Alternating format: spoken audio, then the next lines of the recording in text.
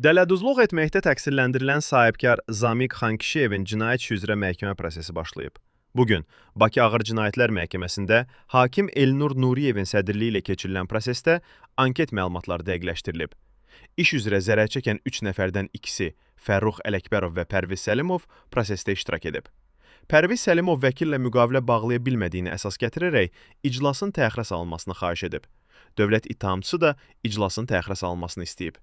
Proses dekabrın 19-na təxirə salınıb.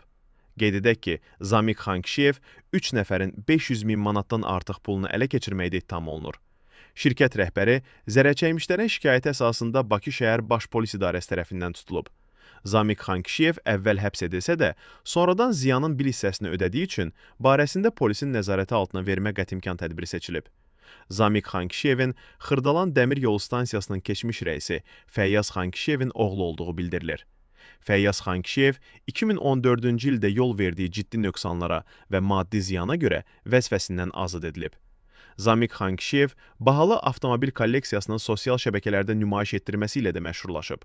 Onun barəsində Cinayət Məcəlləsinin 178.4-cü, xüsusilə külli miqdarda dələduzluq törətmək maddəsi ilə ittiham elan edilib.